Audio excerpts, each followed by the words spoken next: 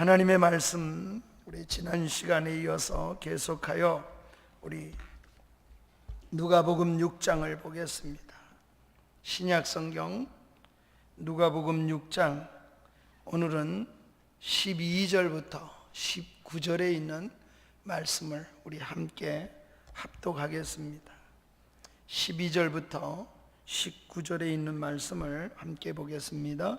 이때 예수께서 기도하시러 산으로 가사 밤이 새도록 하나님께 기도하시고 밝음에 그 제자들을 부르사 그 중에서 12를 택하여 사도라 칭하셨으니 곧 베드로라고도 이름을 주신 시몬과 그의 동생 안드레와 야고보 요한과 빌립과 바돌로메와 마테와 도마와 알페오의 아들 야고보와 셀롯이라는 시몬과 야곱의 아들 유다와 예수를 팔는 자가 될 가룟 유다라.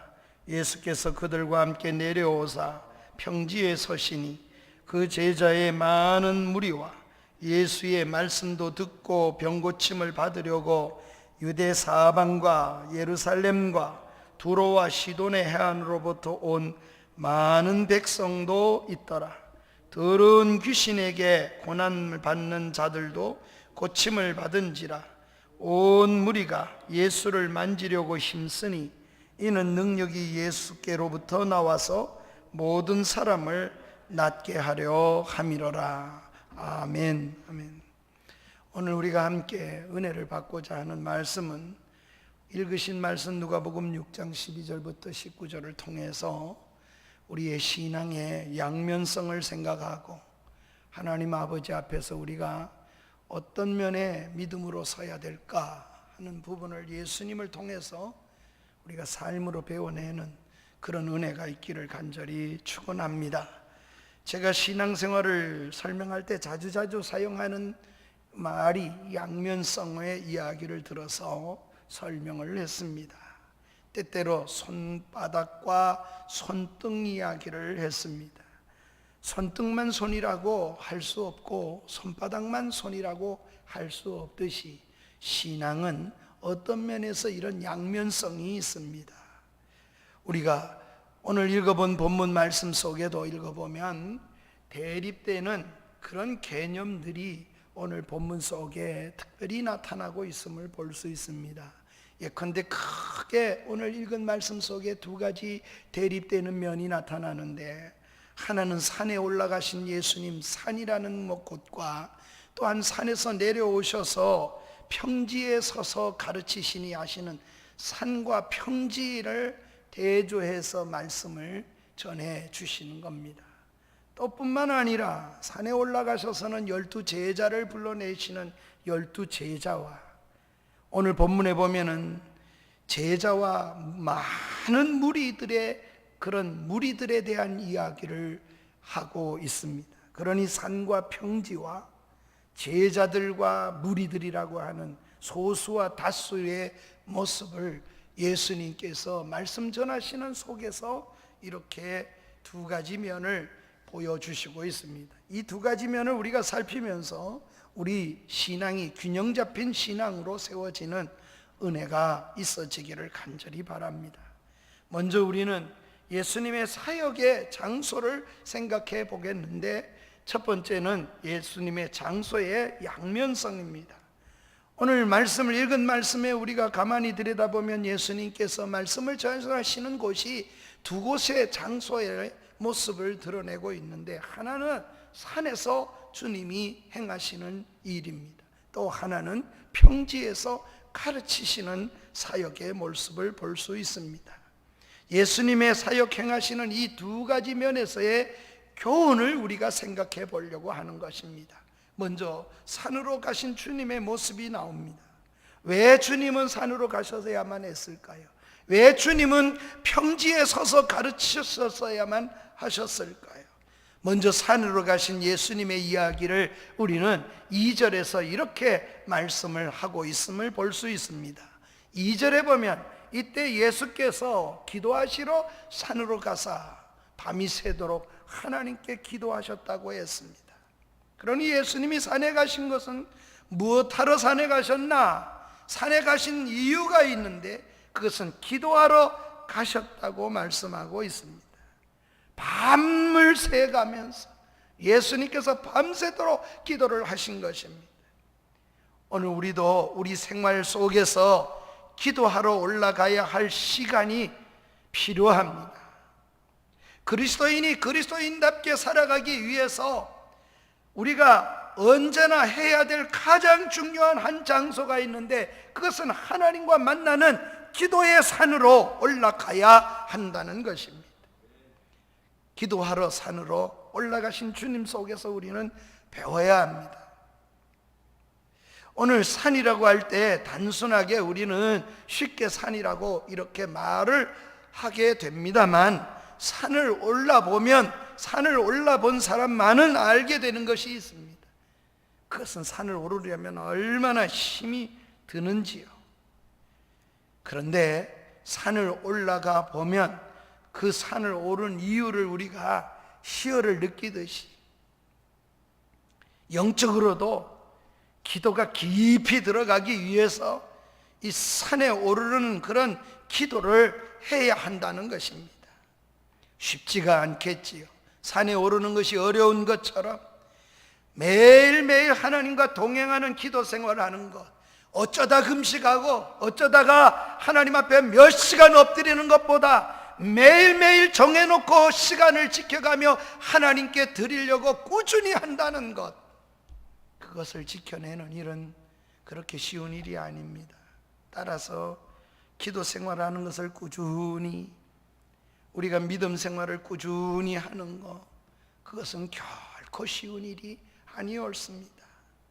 그러나 그렇게 오르면, 산에 오르면 매우 행복하고 그렇게 느껴지는 것처럼 매우 건강하고 행복한 신앙생활을 우리가 가능하게 하는 것이 바로 산에 오르는 생활이 있어야 하는 것입니다. 따라서 오늘 우리는 기도의 산에 늘 오르시기를 주의 이름으로 축원합니다.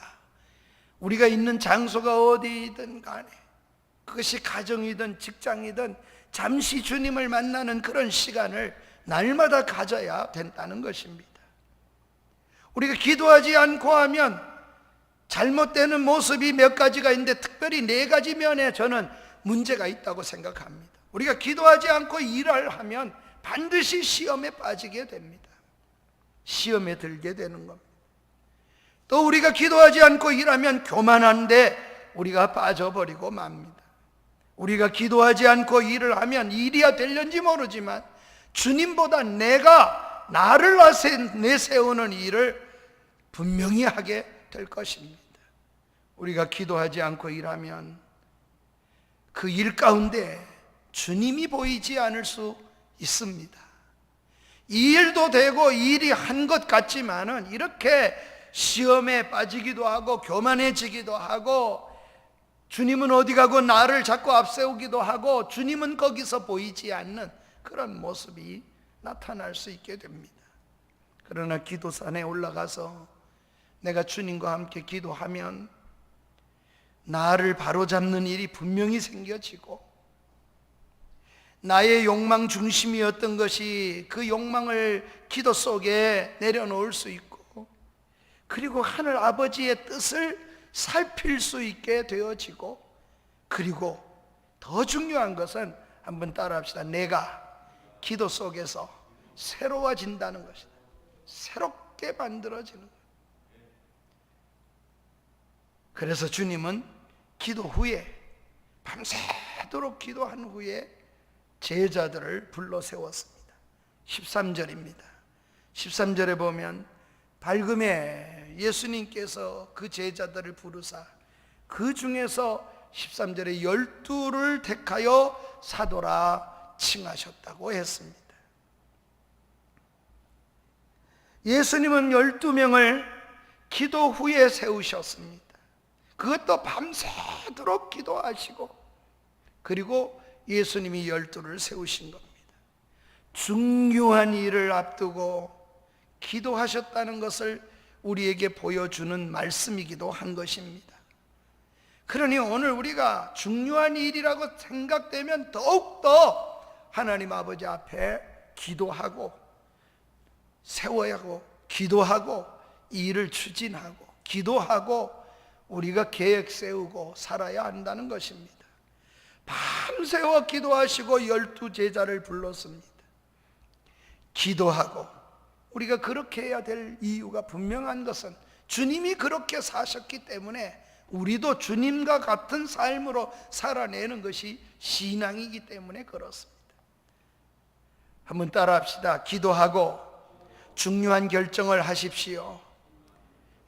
기도하고 중요한 결정을 하십시오. 기도의 발걸음을 내디딘 후에 그리고 발걸음을 내디뎠습니다. 산에 올라가 기도하는 시간은 하나님과 관계가 친밀해지는 그런 시간입니다. 하나님과 친밀해야 하나님의 뜻을 알고 하나님의 지혜를 하나님이 주실 터인저 그 지혜로 그걸 가지고 내가 삼고 하나님의 능력이 그러니 나의 삶에 구체적으로 임할 수가 있게 되어지기 때문에 우리는 반드시 산에 오르는 믿음의 삶이 있어야 하는 겁니다. 또 하나의 장소를 설명하고 있습니다. 다음으로 그렇게 산에 오르셨던 주님이 내려오사 평지에 다시 서셨다고 말씀하고 있습니다. 평지에 서신 주님은 무엇을 하기 위해서 평지에 서셨습니까?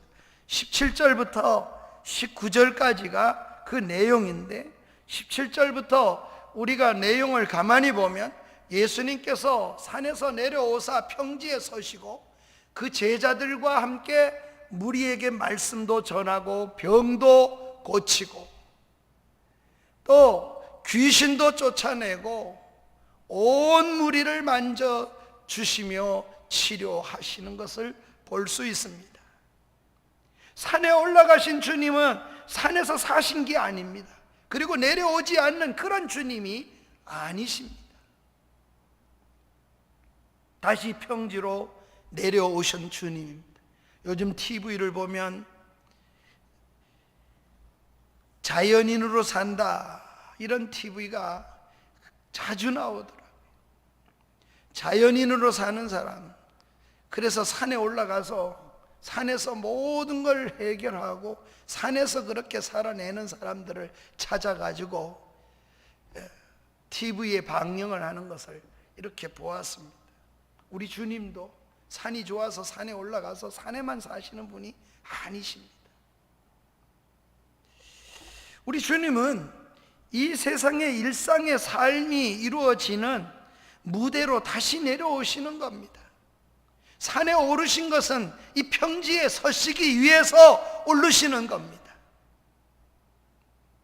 그러기에 오늘 우리도 기도의 은혜로 말미암아 기도로 은혜로 하나님을 만나는 시간이 너무나 필요합니다. 그러나 그 은혜 받고 기도하는 시간이 세상에서 도피하기 위해서 우리가 세상을 등지기 위해서 그래서 산에 오르는 것이 아니었습니다. 오히려 산에 오르는 이유는 분명한 것은 이 들에 서시기 위해서입니다. 들판에 서서 주님이 가르치시고 주님이 사역을 하시기 위해서 산에 오르신 것처럼 우리도 이 세상에 살아가는 힘을 얻기 위해서 산에 오른 후에 그리고 그 산에서 힘을 얻고 그리고 이 세상 우리 일상의 평지에 다시 서서 다시 내려와서 그 능력을 가지고 살아내는 것이 믿음의 삶이기 때문에 그렇습니다. 그래서 주님은 내려오셔서 평지에 서셔서 주님은 귀신 들린 자를 귀신을 쫓아내 주시기도 하셨고 고난당하는 사람을 위로해 주기도 하셨고 병든 사람을 치유하는 사역을 우리 주님께서 일상의 삶에서 그렇게 하셨던 것입니다. 사랑하는 성도 여러분, 산에 올라보지 못한 사람과 올라갔다가 내려와서 사는 사람하고는 전혀 다른 삶을 살게 되는 겁니다. 믿음으로 올라보지 않은 사람은 평지에서 그렇게 살아낼 수가 없어요. 평지에서 주님이 이렇게 능력을 행하고 살아낼 수 있는 것은 산에 오르신 그 경험 때문에 그렇게 할 수 있는 것입니다. 예컨대 예수님을 한번 생각해 보세요. 기도하면서 세례 받을 때 하늘이 열리고, 기도할 때 하늘로부터 음성을 듣고, 그리고 성령의 이끌리심을 받고 광야에서 시험을 받으셨던 그 예수님이 다시 고향으로 돌아갈 때 그 주님은 성령의 이끌리심을 받은 분이 아닙니다. 누가복음 이미 우리가 살펴봤습니다만 4장 14절에 보면 주님이 어떻게 하십니까? 우리 주님이 4장 14절에 보면 시험을 통과하신 후에 갈릴리로 돌아가시는 그 주님에 대한 이야기를 4장 14절에서 우리 한번 따라합시다. 주님이 권능으로, 능력으로 돌아가셨다고 말씀하시는 거예요. 그러니 성령의 기도의 생활을 한 이후에 주님이 기도로서 다시 본향으로 돌아가실 때에는 기도의 능력으로, 권능으로 돌아가셨던 사실을 우리는 보게 됩니다.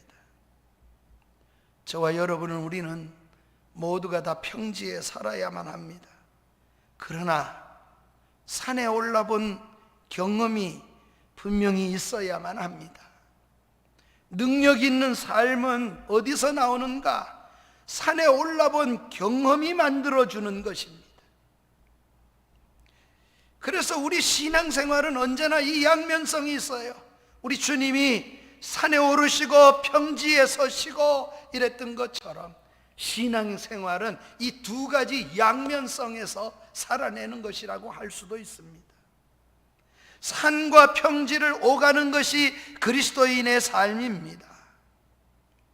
기도실과 사무실을 드나들고 기도실과 직장을 드나드는 것이 믿음의 삶인 것입니다. 올라와 말씀을 듣고, 올라와 기도하고, 그 말씀을 듣고, 그리고 내 삶 속에서 살아내는 것이 우리 신앙생활의 걸음인 겁니다. 그러니 우리가 주님과 만나는, 예배와 만나는, 주님과 산에 올라본 적이 없는 사람은, 그런 경험이 없는 사람은 그런 평지에서 그런 능력의 삶을 살아낼 수가 없는 것입니다. 따라서 저와 여러분이 산에 올랐다고 해서 거기에 갇혀 사는 사람이 되지 않기를 바랍니다. 반드시 올랐다면 우리는 다시 내려와야만 합니다. 예배를 통해서 은혜를 받으셨습니까? 그 예배의 능력이 어디에 나타나야 되는가? 우리가 사는 현장과 직장과 세상으로 나가서 거기서 나타나야 하는 것입니다. 거기서 믿음을 쓰고, 거기서 양심을 쓰고. 그래서 목사도 여기서 강대상에서 소리 지르고 말씀 전하는데 능력이 있는 게 아니라, 그 말씀을 전하고 내가 내려가 어떻게 그 말씀에 따라 사는 데서 능력이 나타난다는 것을 목회자도 잊어서는 안 되는 것처럼, 우리 교우들도 산에 오름과 평지에 서셨던 예수님처럼 우리는 산에 오름과 사무실로 가는 것처럼, 우리는 기도 생활과 함께 우리의 삶의 직장에서 주님과 함께 살아내는 은혜가 있기를 주의 이름으로 간절히 축원합니다. 또 다른 한 우리 주님의 균형 잡힌 삶이 무엇입니까? 따르는 사람들의 양면성입니다. 따르는 사람들이 오늘 본문에 보면 두 분류로 그렇게 뚜렷하게 나타나 있는데, 하나는 어떤 분류입니까? 주님이 불러 세운 제자들입니다. 또 하나는 주님께 나온 많은 무리들입니다. 13절부터 16절에 보면, 13절에는 예수님께서 제자를 불러 세우셨습니다. 제자를 불러 세운 그 제자의 수는 12명이라고 뚜렷하게 숫자가 나와 있습니다. 14절부터 16절은 그 제자의 이름들이 나와 있는데, 베드로를 위시해서 셀롯인 시몬과 더 나아가서 예수님을 팔 가룟 유다까지 전부 12명이라고 합니다. 제자는 12명이었습니다. 예수님께서 기도 후에 그들을 부르셨습니다. 예수님께서 기도 후에 그들을 훈련시키십니다. 예수님께서 기도하시면서 그들을 훈련시키는 그 수는 소수입니다. 그들이 누구입니까? 제자입니다. 그런데 오늘 본문에 보면 이어서 많은 백성이 나옵니다. 온 무리라고 이렇게 말합니다. 17절에서는 많은 백성이라고 이야기를 하고 19절에서는 온 많은 백성들이 있었다. 그러니 제자라는 12명하고 많은 백성, 온 무리하고 얼마나 대조적입니까? 여기에 주님의 귀한 뜻이 있다고 생각합니다. 주님의 의도가 있고 주님의 생각이 있습니다. 그것은 몇몇 제자들을 통해서 이 세상을 바꾸고 많은 사람을 치유하시기를 원하시는 하나님의 뜻이 이 속에 들어있습니다. 이제 우리는 제자의 반열에, 제자의 자리에 올라야 합니다. 주님이 원하시는 것은 그 자리이기 때문에 그렇습니다. 주님은 나 같은 우리를 통해서 세상이 바꿔지기를 원하시는 것입니다. 주님은 오늘 나같이 부족한 자를 불러서 그리고 믿음으로 훈련시키시고 믿음으로 주님께서 참으로 뽑으시고 믿음으로 세워서 그 소수를 통해서 많은 세상을 하나님의 나라로 확장시켜 가시길 원하시고 세상을 바꾸시기를 원하시는 것입니다. 이 세상에 세우신 그리스도인들을 통해서 세상을 변화시키기를 원하시는 것이 우리 주님의 거룩하신 뜻이기 때문에 그렇습니다. 실제로 사도행전에 보면 몇 명 안 되는 이 제자지만 세상을 움직이는 놀라운 일들을 해냈습니다. 그러나 우리가 이런 속에서도 깨닫는 게 하나 있어요. 모두가 다 변했다 이런 말은 맞지 않습니다. 그렇지도 않습니다. 모두가 거룩해지지도 않습니다. 교회가 모든 사람에 매달려서 교회가 전체가 거룩하게 되는 것은 영원한 꿈이지만 그렇다고 해서 모두가 거룩하지 않기 때문에 가야 하는 길을 멈춰서는 안 되는 겁니다. 그래서 모세는 광야길에서 이스라엘을 인도할 때를 한번 생각해 보세요. 불평하고 원망하는 무리들이 후미진 곳에서 계속 불평하고 원망해도 그 무리들 앞에 모세가 가야 하는 길을 그 불평하는 사람들에게 맞추지 않습니다. 오히려 하나님의 말씀을 잘 따르는 사람들을 데리고 모세가 인도하지. 불평쟁이들은 처음부터 끝까지 불평합니다. 모세가 불평하는 사람들은 구원하지 않으려는 그런 마음입니까? 아니었습니다. 완전히 거룩해지는 일은 없습니다. 모두가 거룩해질 수도 없을지도 모릅니다. 몇 되지 않은 제자들의 역할이 그래서 필요 있는 겁니다. 그것이 놀라운 역사를 일으키는 거예요. 주님은 그 12제자에게 온 세상을 다 맡기셔요. 너희는 가서 모든 족속으로 제자를 삼아라. 이 12명에게 주님은 전체를 맡기시는 것을 볼 수 있습니다. 이만큼 주님은 어쩌면 주의 예배하는 그 무리들에게 모든 걸 거시는 주님이심을 볼 수 있습니다. 우리는 이런 소수의 제자의 무리 속에서 눈에 띄는 사람 하나가 있습니다. 장차 예수를 팔게 될 가룟 유다라고 설명된 제자입니다. 왜 예수님께서 가룟 유다를 제자로 세우셨을까요? 우리 주님이 실수를 하신 것일까요? 밤새워 기도하신 주님이 그 12를 부르시는데 선택하시는데 어떻게 가룟 유다를 제자로 삼으실 수가 있으셨을까요? 저는 여기에 교훈이 있다고 생각합니다.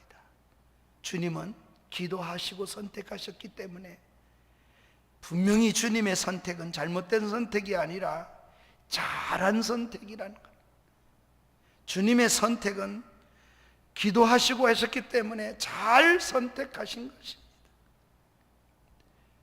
그렇다면 주님이 이렇게 잘 선택하신 그 속에 가룟 유다라는 것은 왜 있었을까?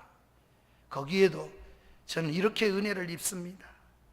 주님이 그런 사람에게도 마지막 기회를 주시는 그런 하나님의 사랑이 그 속에 있기 때문입니다. 사실 어떻게 보면 우리 모두가 가룟 유다처럼 예수를 팔 가능성이 있는 그런 걸 지니고 사는 사람들 아닙니까? 우리가 유능하기 때문에 선택되는 것입니까? 성경은 이렇게 말합니다. 유대인도 죄인이고 이방인도 죄인이고, 로마서 3장에 보면 인류의 모두가 다 죄인이라, 모든 사람이 다 죄인, 바르게 되고 거룩하게 될 가능성을 다 상실해버린 그런 인간들이라는 겁니다. 그러나 주님은 그 속에서 우리를 새롭게 하십니다. 12를 부르시는 겁니다. 12 제자가 다 그런 존재의 사람들이지만 주님이 부르셔서 은혜를 입으면 달라질 수 있다, 이걸 12 제자를 통해서 구체적으로 그 진리를 보여주셨습니다. 은혜를 입으면 변합니다. 그럼에도 불구하고, 은혜를 입었음에도 불구하고 결국 죄로 돌아가는 사람들도, 그런 자도 있습니다.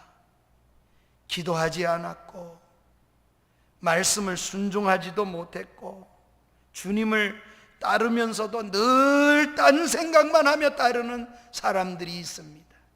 그러니 교회 안에도 그럴 것이라고 저는 생각합니다. 아무리 직분을 가져도 그럴 것이라고 생각합니다. 목회자로 부름을 입었어도 그런 종류의 사람들이 분명히 존재할 것이라고 생각합니다. 그래서 유다는 제자가 되어도 제자답지 못한 삶을 살 수 있다는 것을 잘 보여주는 시범 케이스가 되어졌습니다.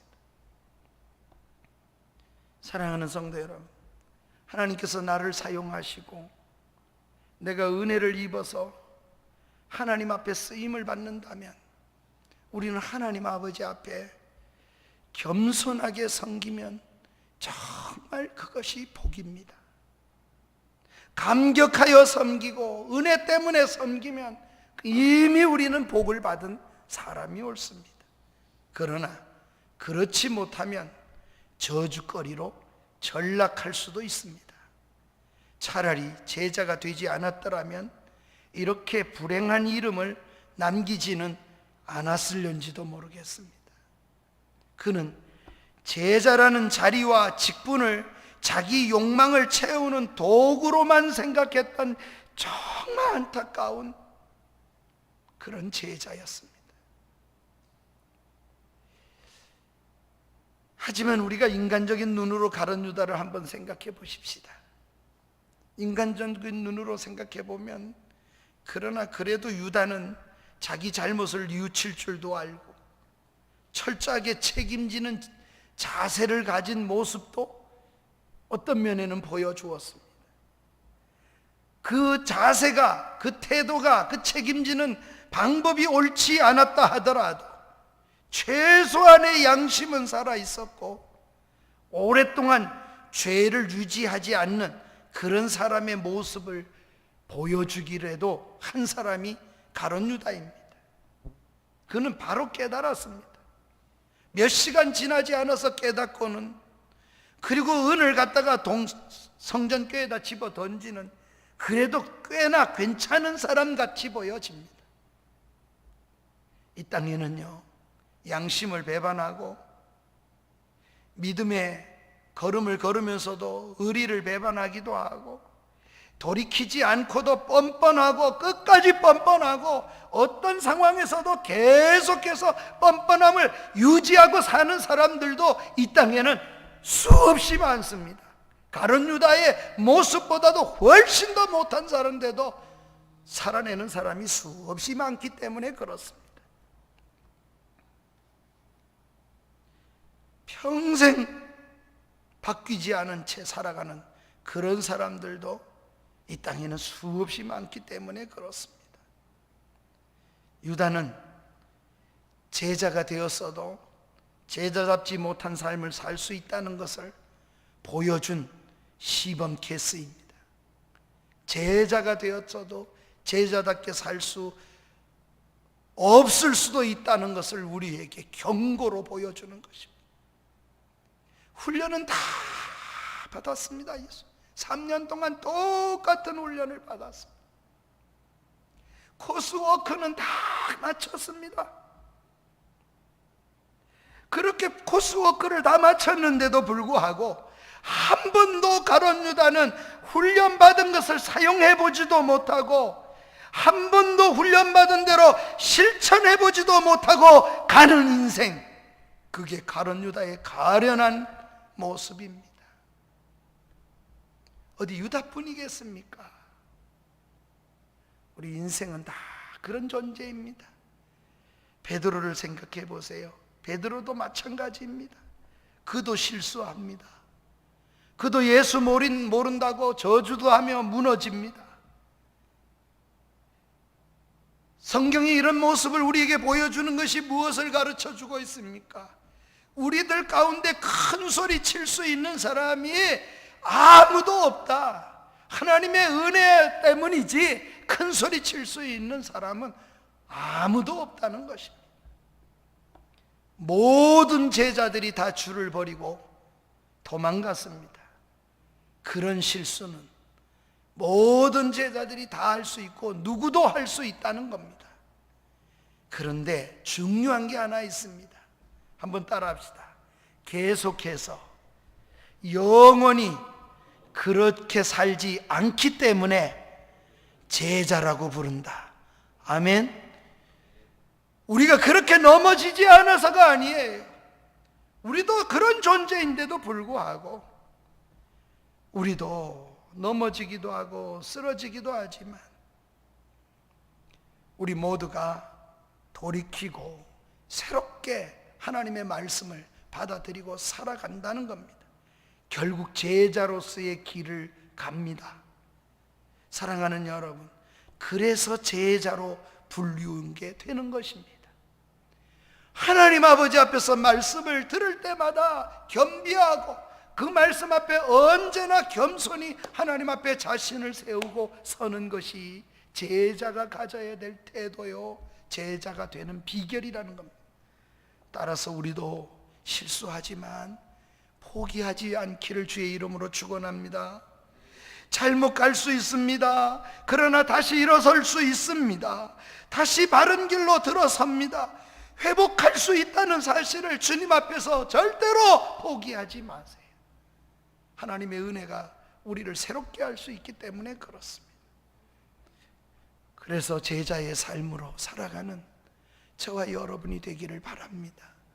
코비드19 때문에 힘들고 어려운 시기를 살아가며 주님 앞에 송구스럽게 우리 갖는 모습이 있지만, 그러나 우리가 늘 겸손히 서서 주님 앞에 다시 회복을 꿈꾸고 다시 설 수 있다는 걸 꿈꾸고 살아가는 사람이 제자이기 때문에 그렇습니다.